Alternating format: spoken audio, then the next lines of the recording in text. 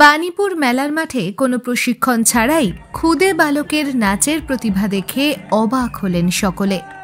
বাঁশের ঝুড়ি বিক্রেতা বাবা মায়ের চোখে মুখে এখন একটাই স্বপ্ন, একদিন ছেলের নাচ তারা টিভিতে দেখবেন। ঘড়ির কাঁটায় তখন রাত 12টা। ৬৮তম বাণীপুর লোক উৎসবের চতুর্থ দিনে মূল মঞ্চে তখন জনপ্রিয় লোকসঙ্গীত শিল্পী তন্ময় করের গানের তালে তালে তখন নাচতে শুরু করেছেন অসংখ্য যুবক যুবতীরা। মূল মঞ্চের সামনে তখন উপচে পড়া ভিড়।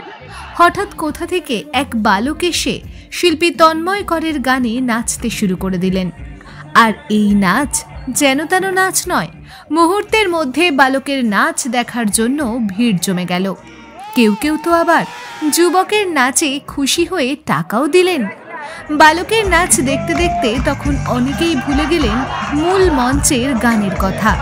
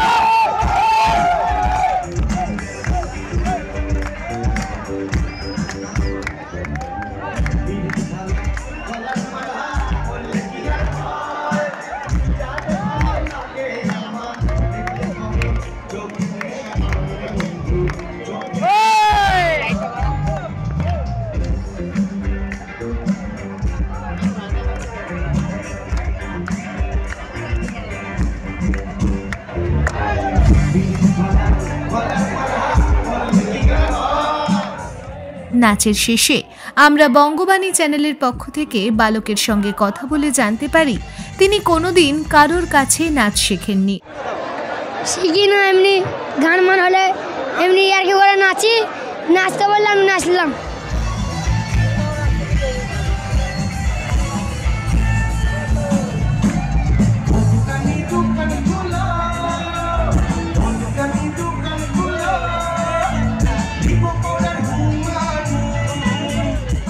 আর এই ছোট্ট ছেলেটির নাম সুরজ বৈদ্য, বাড়ি হুগলি জেলার গুপ্তিপাড়া এলাকায়।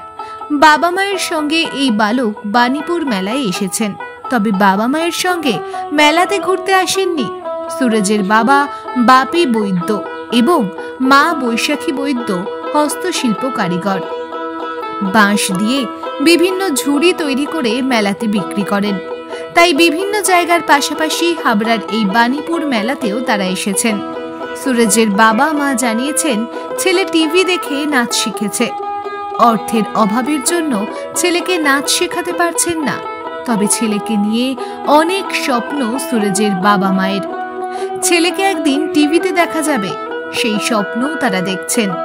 তাই তারা চাইছেন সুরজের এই প্রতিভা দেখে কেউ যদি এগিয়ে আসেন তাহলে ভালো হয়। ছেলে এত ভালো নাচে, নাচ শেখান কোথাও? নাচ শেখানো হয় বলতে না, একটা যদি বাড়িতে স্পিকার আছে, স্পিকারের মাঝে সাথে টেলিং ফিলিং দেয়, বাড়িতে নাচ পাচ করে, এটাই যা। তাছাড়া নাচ পাচ কোনো শেখানোর কোনো সেরকম কিছু নেই। নাচ কোথাও সে ছোটবেলা থেকে শেখেনি? কোনো জায়গায় নাচ পাচ কোনো জায়গায় শেখায়নি। ওই বাড়িতে মাঝে মাঝে নাচ পাচ করে, সেরকম টাকা পয়সা দিতে হলে নাচ পাচ কোনো শেখানো হয়নি।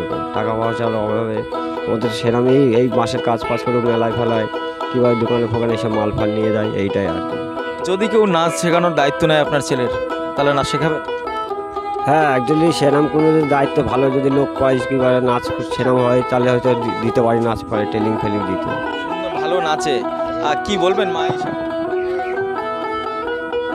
হ্যাঁ, আমার ছেলে বাড়িতে টিভি চালায়, দিয়ে নাচটা শেখে, হিন্দি গানে বাংলা গানে ও নাচ শেখে। আমার তো হাতে টাকা পয়সা করি নেই, তারপর ওকে নাচ মাছ শেখাবো, আমাদের তো ক্ষমতা নেই। আমাদের পাবো কোথায় এত পয়সা? আমরা এই ঝুড়ি পেছে বোনাই দিন নিয়ে আসে, দিন খাই আমরা। এই তো আমাদের ব্যবস্থা। ছেলেকে নিয়ে কি কখনো স্বপ্ন দেখেছিলেন? স্বপ্ন তো দেখি, আমার ছেলে বড় হবে, একটু নিতে পায়ে দাঁড়াবে, তুই নাচ করছে, কেউ তো নিয়ে যায়, ভালো নাচ মাছ করবে, এইটাই আমাদের। এতটাই ভালো লেগেছে সুরজের নাচ, একদম সুরজের সাথে কথা বলবো। ভাই, তুমি কোন ক্লাসে পড়ো এবং তুমি কি কোথাও নাচ শেখো? আমি 5-এ পড়ি, আমি যা নাচিনি টিভিতে দেখে দেখে হালকা হালকা নাচি, দিয়ে এইখানে এসে নাচলাম, তোমরা বললো ভালো হয়েছে, আমি ঠিক আছে। সবাই খুশি হয়েছে? হাতের তালি দিয়েছে? হাতের তালে মনে একেবারে হাত ফাটিয়ে দিয়েছে, মেরে মেরে যা সবাই হাসছে আর টাকা দিচ্ছে। টাকাও দিয়েছে তোমাকে? হ্যাঁ, টাকা দিয়ে 50 টাকা। তোমার কি কখনো ইচ্ছা হয় না যে টিভিতে তো তুমি নাচ দেখো, সেই টিভিতে তোমাকে দেখাও, এটা তুমি চাও না কখনো? হ্যাঁ, টিভিতে আমি নাচবো, সব লোকে দেখবে, আমাদের পাড়ালে গরু দেখবো, সুরজ নাচছে টিভিতে। তোমার সেই স্বপ্ন রয়েছে? হ্যাঁ। বাণীপুর মেলাতে এদিন যারা ছোট্ট সুরজের নাচ দেখেছেন তারা আমাদের ক্যামেরার সামনে জানিয়েছেন গড গিফট ছাড়া এটা সম্ভব নয়। নাচ না শিখে সুরজ যেভাবে নেচেছে, প্রশিক্ষণ পেলে সুরজ আরও দূর যাবে। এত সুন্দর নাচ না শিখে যদি এরকম হয়, কেউ যদি দায়িত্ব নেয় কিংবা শেখায়, কি হবে আমরা জানি না।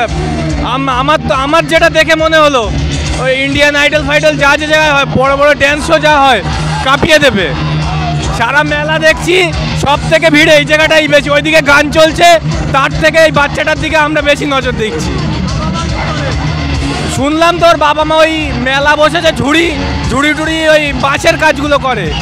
ও তো বলছিল, কথা বলছিল বাবা মা টাকা দিতে পারে না, ওরা হয়তো ইউটিউবেও দেখতে পায় না, মোবাইলও নেই।